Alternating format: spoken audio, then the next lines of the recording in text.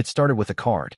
One of those cheap ones you find in the clearance bin at a gas station, probably meant as a joke between coworkers or something you'd give ironically to a roommate who failed an exam. But this one wasn't from a stranger or a classmate. It was from my family. My name's Mason, I'm 24, and I haven't celebrated my birthday with them since. The card read, in bold Comic Sans with a cartoon of a sad clown holding a deflated balloon, "At least you tried." Inside, in my dad's handwriting, blocky and slightly crooked, he'd written, "You gave it a shot, kiddo." Then, under that, in various pens, my mom, my sister Jenna, and my younger brother Liam all signed their names like it was some big joke. A family project. I remember reading it while standing in our living room, surrounded by the forced decorations they had lazily put up that morning. One limp banner that read Happy B-Day, and a few streamers drooping sadly from the ceiling fan like they'd given up halfway through. There was no cake, just an empty stand with candles sticking out of it like a taunt. And the worst part? The laughter. That sharp, familiar laughter that always started with Jenna, like she was the cue card in a sitcom audience. Then Liam joined in, then Mom. Dad chuckled too, but his was more of a low grunt, like he wasn't really in it, but didn't want to be left out. I stood there, holding the card in one hand, candles flickering on a ghost cake in front of me, their light catching in my eyes while Jenna lifted her phone and said, "Smile, Mason, say minimum wage." That got another round of laughs. I smiled. I posed. I played along. Because that's what I always did. I've always been the one in the background. The gentle one, as Mom liked to say. The emotional support son. Never the golden child. That was Jenna, who got straight A's and a full scholarship to college. Never the prodigy. That was Liam, the soccer star who'd already been scouted for regional teams by age 16. I was the kid who dropped out of community college after 2 semesters, tried to start a screen printing business that failed within a year, and now worked at a used bookstore that barely kept the lights on. I wasn't bitter. Not at first. I accepted my role. Every family has one, right? The one they tease, the one they poke fun at because he can take a joke. But something about that birthday hit different. Maybe it was the way Mom didn't even pretend to act like it was a surprise this year.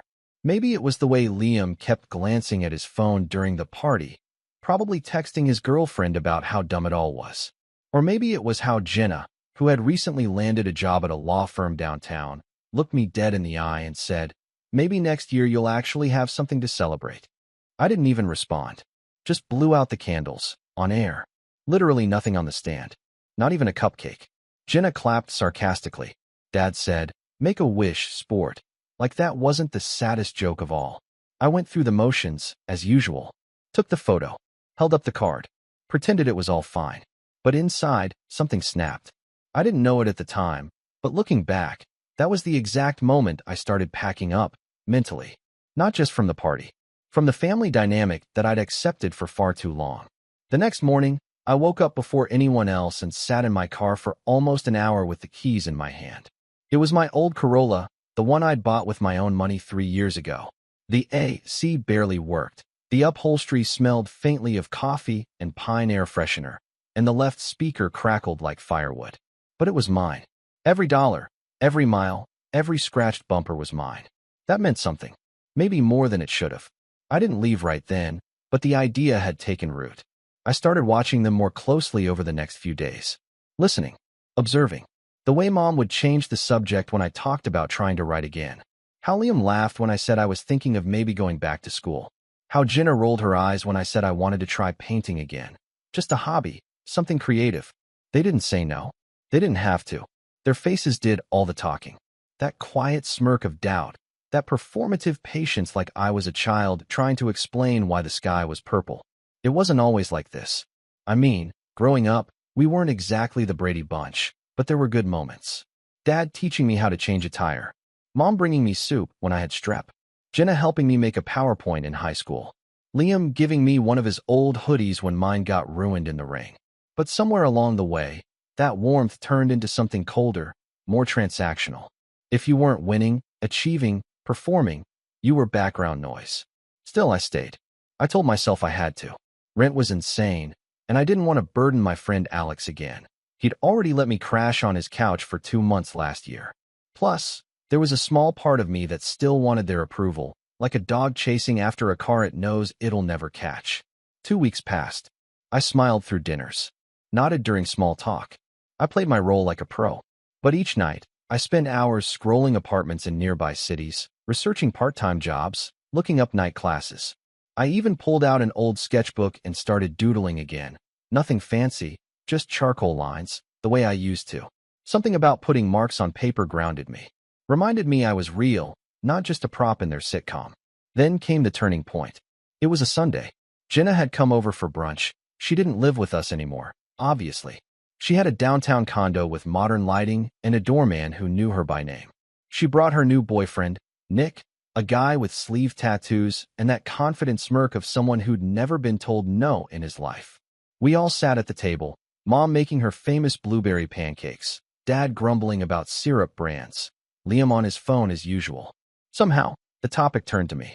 Jenna had asked casually, "So, Mason, what are you doing these days?"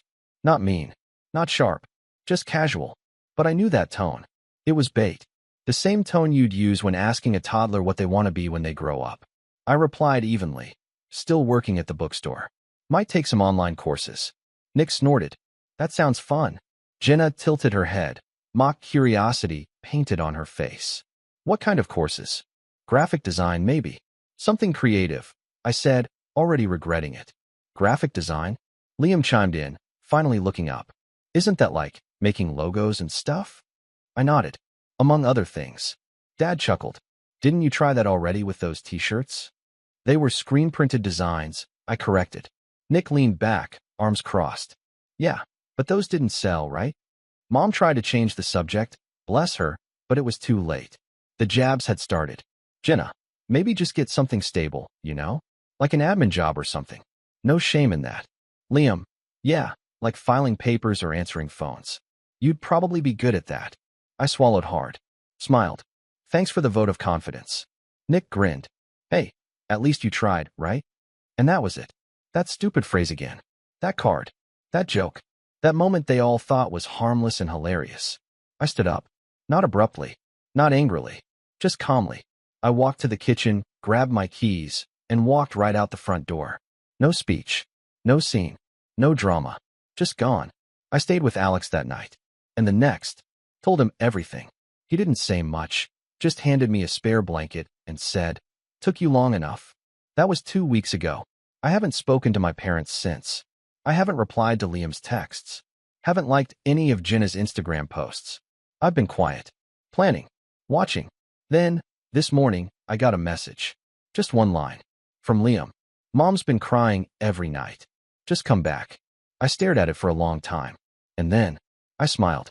I didn't respond to Liam's message. I left it on read. Maybe that sounds cold, but after everything, I wasn't ready to be guilt-tripped back into my role as the family punchline. I'd spent years accepting scraps of affection wrapped in passive-aggressive jokes, thinking it was love just delivered badly. But the moment I walked out of that house, something shifted. And not just in them, because apparently, me leaving threw the entire family into some melodramatic tailspin, but in me. I started seeing it all differently. Every offhand comment, every joke, every side, Jenna threw me across the dinner table. And suddenly, it didn't feel like teasing anymore. It felt like cruelty with a smile. Alex let me stay in his guest room.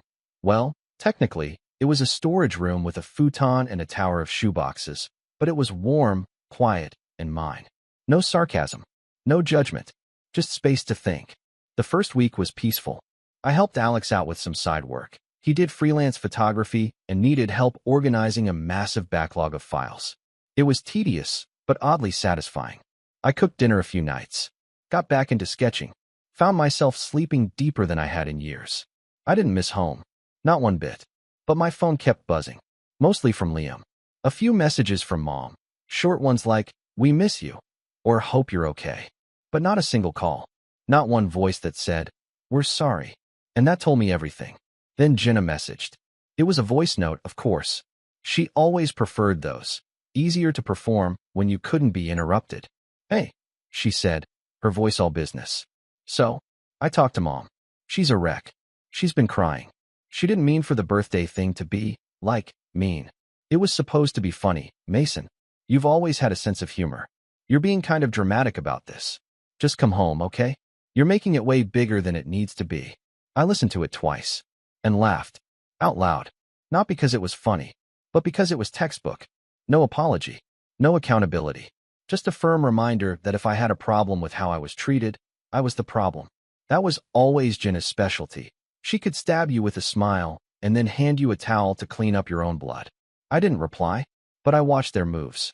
Jenna posted a photo later that day, her and Nick at some rooftop bar, captioned, "Family first." Liam posted a clip from his soccer practice with the song Stronger playing over it, like he was the protagonist in a Nike commercial. And Mom, she posted an old family photo, one of those perfectly framed moments from a vacation we took to Colorado when I was 15. All of us standing in front of a mountain, arm in arm. The caption just said, "Miss these days." And I wasn't in the photo. I remembered that trip vividly. I was the one taking the picture. The next few days were oddly quiet. I thought maybe they'd finally given up. But then, Friday hit. I was in the middle of helping Alex sort through gear when my phone rang. Not a message. An actual call. "Dad." I hesitated. My thumb hovered over the screen for a full 10 seconds before I finally answered. "Hey," I said flatly. There was a pause. Then, "Hey, kiddo." His voice was gravelly, like he'd been smoking again. "You good?" "I'm fine. Your mom's been worried. She has a phone. She says you won't answer." I didn't reply. He sighed. "Look, I know the birthday thing. Maybe it went too far. Your mom told me about the card." I waited. I didn't mean for it to be hurtful. I don't know. We were joking around. We didn't think you'd take it so seriously." Another pause. He was waiting for me to say something. I didn't. "Anyway," he continued, "Jenna's got something going on next week. Big deal at the firm. She wanted the family there. Said it'd mean a lot if you showed up." There it was. It wasn't about me. It never was. They didn't want me back. They wanted the image of me back. For a photo. For appearances. "I've got work," I said. "You sure?" "Yeah, I'm sure." Dad was quiet for a second, then said, "All right. Let me know if you change your mind." And that was it.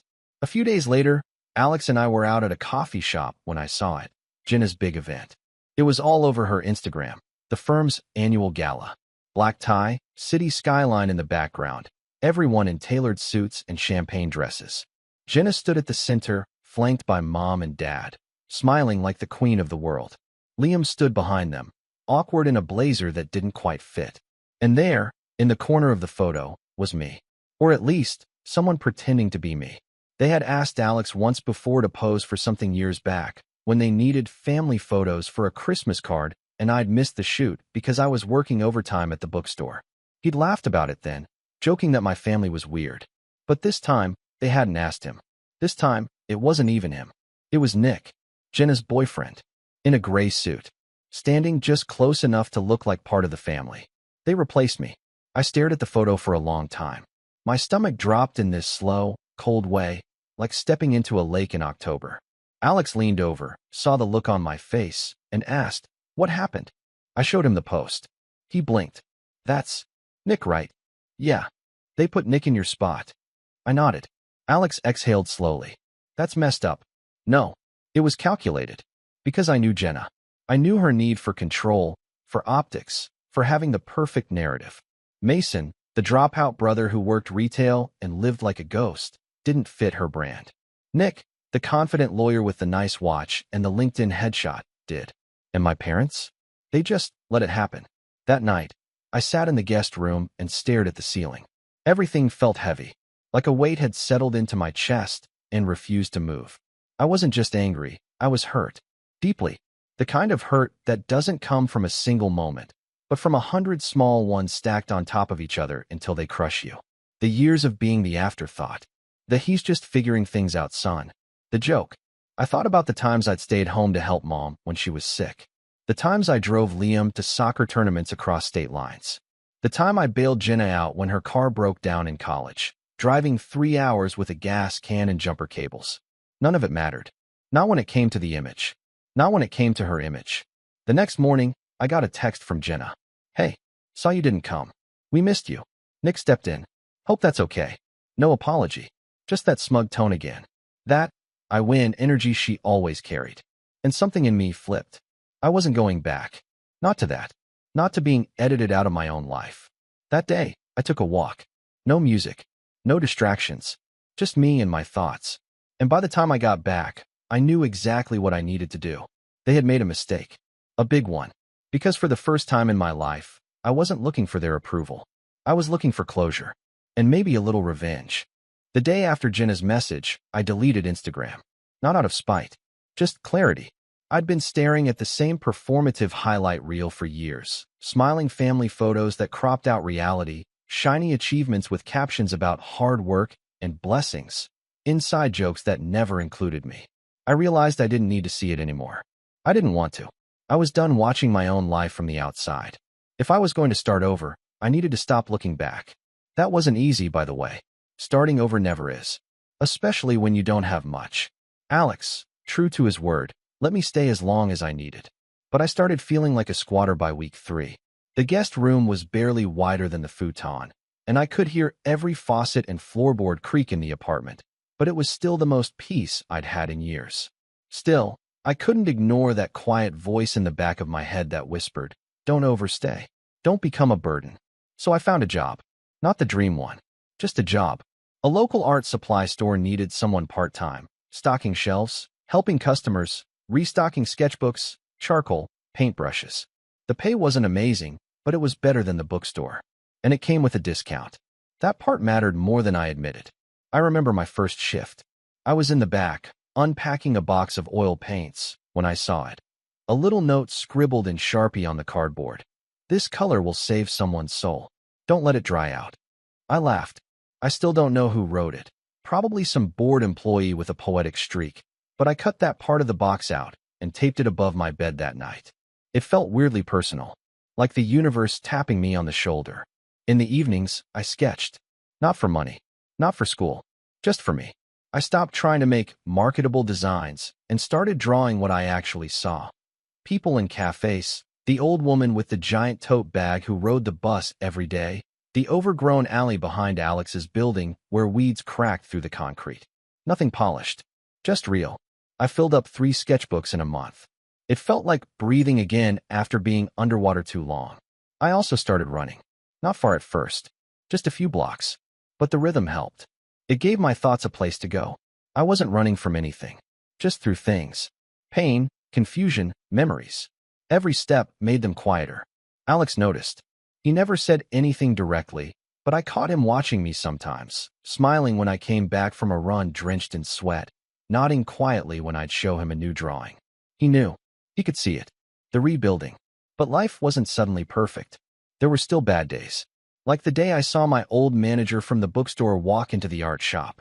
He didn't recognize me at first, but when he did, his eyes lit up. "Mason, hey, didn't know you left." I shrugged. Needed a change. He nodded. "Makes sense.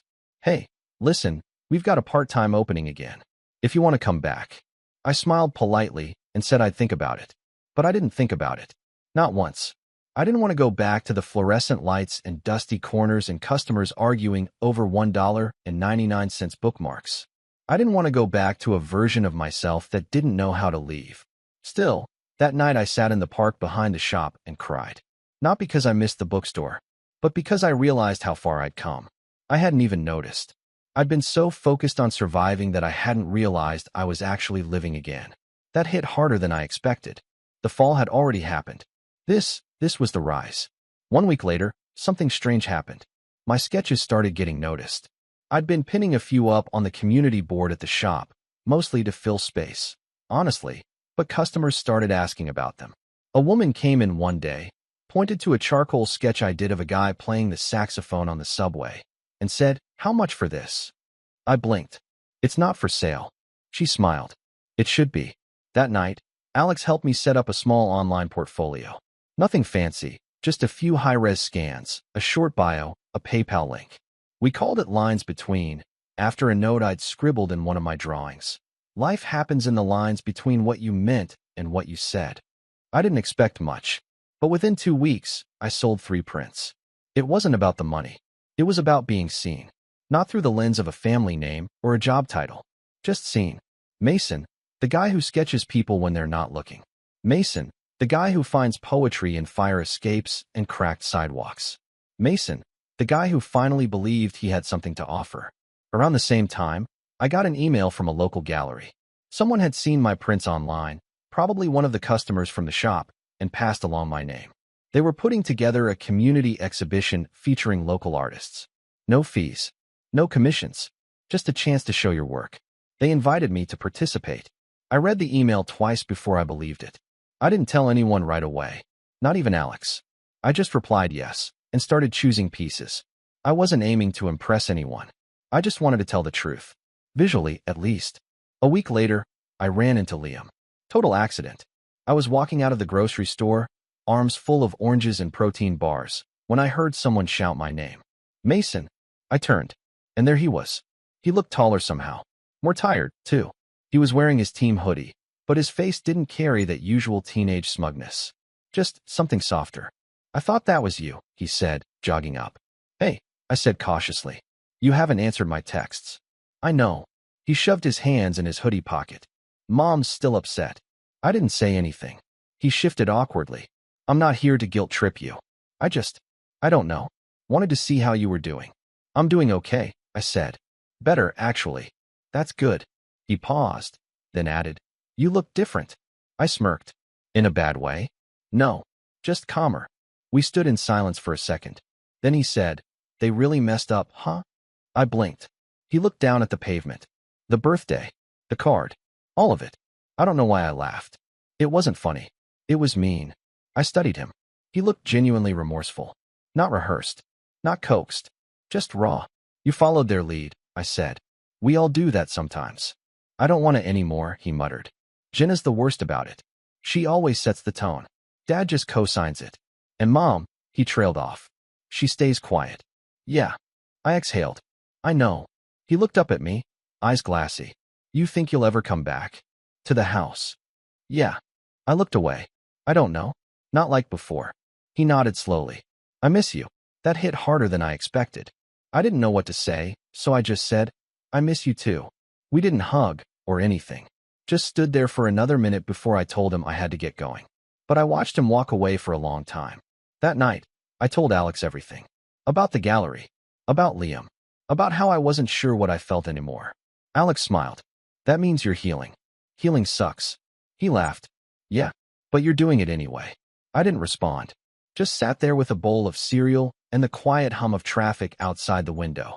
2 days later, the gallery opened. It wasn't a big event. No red carpet. No spotlights. Just a handful of local artists, a rented space, and a table with cheap wine and crackers. But when I walked in and saw my pieces hanging on the wall, real, framed, lit by soft bulbs, I felt something loosen in my chest. Like I'd been holding my breath for years without realizing it. People stopped to look. Some lingered. One woman cried in front of a sketch I did of a man sitting alone in a laundromat. She asked me what it meant. I told her I didn't know, that it just felt true. She nodded. That's exactly it. And then she hugged me. Later that night, after the show ended, I got a message. Not from Jenna. Not from Mom. From Dad. Just 3 words. We saw it. That was all. But I knew what it meant. I didn't reply. Not yet. Because the story wasn't finished. Not until they saw the whole picture. The gallery show changed something. Not just in me, but in them. After Dad's message, I half expected a flood of texts or maybe even a call, but nothing came. Just those 3 words. We saw it. No congratulations, no apology, no follow-up. And weirdly, that silence told me everything. It meant they'd finally noticed I existed outside of their narrative. That I had built something without them. And now, they didn't know how to react. Maybe they were waiting for me to crawl back, to be grateful that they noticed. But I wasn't that guy anymore. I was done performing for people who only watched when I failed. And still, I wasn't angry. Not exactly. What I felt now was colder. Cleaner. Focused. Like I'd been standing in the fog for years, and now I could finally see the road ahead. And I knew exactly where it led. I didn't want them to hurt. That would be too easy. I wanted them to understand. I wanted them to see, not just me, but everything they'd been blind to. All the moments they'd brushed off. All the words they never said. All the choices that chipped away at me while they called it love. I wanted them to feel that slow burn of realization. That quiet, creeping shame when the mirror finally reflects something you don't like. But I also knew they'd never get there on their own. So I decided to help them. The plan came together slowly, part instinct, part strategy. I didn't want drama. I didn't want a public confrontation. I wanted something more subtle, more permanent. And I wasn't doing it alone. It started with Alex, of course. He was the first person I let into the plan. We were sitting on the fire escape of his apartment one night, passing a cheap bottle of wine between us, when I said, I think I'm going to throw a show. My own show. Not the gallery stuff. Just mine. He raised an eyebrow. Like a solo exhibit? Yeah. Bigger. More curated. Personal. A story. Okay, he said slowly. And you want them to come? I want them to see. Really see. Everything. Alex sipped the wine, then nodded. So a trap. But make it classy. I grinned. Exactly. We started planning that night. The idea was simple. An art exhibit, but not just sketches or paintings. A timeline. A memoir in graphite and ink. A walkthrough of my life. The highs, the lows, the quiet pain. Each piece would be paired with a small note, handwritten. Some would be direct quotes. Others would be unspoken thoughts. Some would just be dates, circled in red. I didn't want it to be about blame. I wanted it to be true. Over the next month, I worked like a man possessed. I stopped taking extra shifts at the art shop. I poured every waking hour into sketching, planning, writing. I filled notebooks with moments I'd buried. My 18th birthday, when Mom forgot to pick me up from school and laughed when I walked home in the rain. The time Dad told me, you're not a failure, you're just not built for success. The dinner when Jenna announced her job offer and everyone toasted, while my promotion at the bookstore got a, that's nice, Mason. I recreated them all. Visually. Symbolically. Literally, in some cases. One piece was a child's chair at an adult table, legs sawn off to keep it from standing. Another was just a dark hallway with a single door open, and the words, too late, he's already left, carved into the floor. Each piece came with a date and a name. I didn't call anyone out. I didn't have to. The art spoke for itself. Alex helped with logistics, securing a venue, figuring out lighting, drafting invites. He had a friend named Yasmin who ran a boutique design studio, and she offered to help with the show branding. We called it the Empty Stand, after the cake stand from my birthday. A symbol. A message. Yasmin loved it. It's haunting. Honest. People are going to talk about this. I hope so. And then came the harder part, the invitations. I didn't want to just post about the show on socials. I wanted to invite them. Directly. No hiding. No passive-aggressive subtweets. Just a clean, crisp invite with my name, the date, the location, and the title, The Empty Stand. A solo show by Mason Elliott. No explanation. No emotional plea. Just the facts. I mailed it to my parents. Jenna. Liam. Even Nick, because of course I did. I wanted him there too, not out of malice, but because he was part of the story now. The stand-in. The ghost in my seat. They had a choice. Show up or stay away. And if they came, they'd get the message. Loud and clear. In the meantime, I kept building. The show was a month away, and I wanted it to be perfect. I recruited another friend of Alex's, Mara, a lighting designer, to help set the mood. Each room would be lit differently. The childhood section would be soft, warm light, slowly turning cooler and harsher as you walk deeper into the exhibit. The final room? Bare bulbs. No warmth. Just truth. We even added audio. Snippets of family conversations I'd recorded over the years. Quiet background noise you'd only catch if you stopped to listen. A voice saying, he'll figure it out eventually. Laughter. A clink of glasses. My own voice, barely audible, saying, yeah, I'm fine. And the final track? Me blowing out candles. On nothing. Just the sound of breath. We looped it. 2 weeks before the show, I saw Jenna again. It was at a cafe downtown.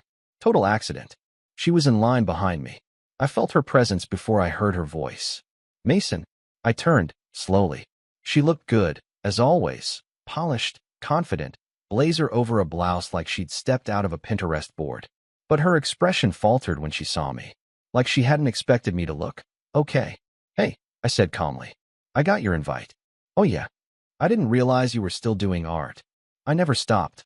She nodded, fidgeting with her phone. Is it like a real show? With people? It's a solo exhibit. I curated it myself. Another nod. Then, Mom's been asking about it. She can come. Jenna shifted. She's nervous. She should be. I stepped aside as my order was ready. Black coffee, no sugar, and walked to the cream station. Jenna followed. Is it about us? It's about me. But we're in it, right? I looked her dead in the eyes. You were always in it. You just didn't notice. She opened her mouth to reply, then stopped. Something flickered in her eyes. Shame? Maybe. Maybe not. I'll be there, she said quietly. Good. She turned to leave, but then paused. You look different. I smiled. That's the idea. The last week before the show was chaos. Final pieces framed. Audio tested. Lighting calibrated. I barely slept. But I felt alive. Every brushstroke felt like a sentence I never got to say. Every shadow felt like a memory reclaimed. And when I finally stepped back the night before opening and looked at the full exhibit, I almost cried. Not because it was sad, because it was mine. All of it. The next day was the show. And by 6:15 p.m., people were already lining up outside. Friends from the art shop. Customers. Local artists. Alex's photographer friends. Even my old manager from the bookstore came by. The space buzzed with conversation, camera flashes, soft gasps. People moved slowly through the rooms, reading the notes, standing in silence. Some cried. Some stood for 10 minutes in front of a single piece. And then, at 7:02 p.m., they arrived. Mom, Dad, Jenna, Liam, even Nick. They looked nervous. Out of place. Like tourists in a country where they didn't speak the language. I didn't go to them. I just watched. They walked through the exhibit slowly. Mom stopped in front of a sketch titled Invisible Dinner, a table with one plate missing. Dad lingered at the bench, a memory from when he promised to come to my art fair and never showed up. Liam stared for a long time at a piece called Muted Applause, hands clapping in silence, the figure in the center with no mouth. And Jenna? She froze in front of the empty stand. It was the centerpiece, a charcoal rendering of the birthday moment. Me standing in front of an empty cake stand, candles burning in midair, everyone else mid-laugh. The caption underneath simply said, "At least you tried." She didn't move for 5 minutes. When they finally left the exhibit, none of them said a word. Not to me, not to each other. They just walked out into the night, faces pale, shoulders heavy. I stood in the shadows and watched. Not smiling, not crying, just still. Because this wasn't the revenge. This was the mirror. They didn't say a word after the show. Not that night. Not the next day. Not the week after. I half expected them to lash out, or at least defend themselves, something, anything. But there was nothing but silence. And that silence said more than any apology ever could. It told me that they'd seen it, that they'd felt it, and they didn't know how to respond, because there was no defense. The mirror had been held up, and for once, they didn't like their own reflection. But this wasn't over. The exhibit was just the reveal. My revenge, if you can even call it that, wasn't about embarrassing them. It was about freeing me, about removing their power. And now that I had it back, I could do what they never expected, rewrite the story. Mine. Theirs. All of it. It began with the will. What they didn't know, what I'd never told them, was that Grandpa Elliot had left something behind. Not money exactly, but property. A cabin. He'd passed away 5 years ago, and everyone assumed the cabin had been sold with his other assets. But it hadn't. Grandpa had quietly transferred the deed to me before he died. Said I was the only one who ever truly listened to him. Said the others would just sell it off or use it for photo ops. It wasn't worth a fortune, just a small, run-down place by a lake 2 hours out. But it was mine. A gift. Untouched, unclaimed, off their radar. I'd kept the deed in a box with my old sketchbooks and forgot about it for years. But now, it was the key. I spent the next month fixing it up. Used every spare dollar I had. Took weekend trips with Alex. Hired local help when I needed it. We sanded floors, painted walls, rewired lighting. I even built a small studio space in the back with skylights for natural light. It became a sanctuary. Quiet, still, sacred. No laughter at my expense. No birthday jokes. Just wind, water, and pencils against paper. Once it was finished, I filed for an LLC, Empty Stand Studios, and used the cabin as the legal address. It was symbolic, sure, but it was also practical, because now I had a business, a brand, a space to work, host, teach. And that's when I made my next move. I sent them another letter. Not a message, not a card, a formal envelope, printed with the Empty Stand Studios logo, addressed individually to each of them. Inside was a personalized invitation. You are cordially invited to attend the private unveiling of the Mirror Room, the final installation in the empty stand collection. This experience is by invitation only. No photography allowed. No plus ones. No phones. Date, redacted. Location, provided upon RSVP confirmation. Please respond within 48 hours to secure your viewing time. Mason Elliott, founder, Empty Stand Studios. Jenna RSVP'd first. Within 20 minutes. Then mom. Then dad. Liam didn't reply. Instead, he called me. Hey, he said hesitant. Do I need to RSVP formally, or can I just come? You're already on the list, I said. He let out a breath. Cool. Just wanted to make sure. They didn't know what they were walking into. The mirror room wasn't a gallery piece. It was the lesson. I staggered the times. Made sure they'd all arrive separately. First Jenna. Then dad. Then mom. Liam last. No distractions. No support system to lean on. Just them and the room. It was a single space. One large mirror on each wall. A single chair in the center. And 4 speakers in the corners, playing different audio loops. Real recordings, layered memories, carefully selected moments. Not yelling. Not fights. Just quiet. Damaging lines they'd probably forgotten. You're being too sensitive, Mason. Let your sister talk. He's still figuring things out. You'll never make a living off doodles. Each line played every few minutes. A pause in between. Just enough silence to think. On the floor, I'd painted a timeline. Each year marked. Important dates labeled. My graduation. My first gallery show. My birthday. Their absences circled in red. And on the seat, the card.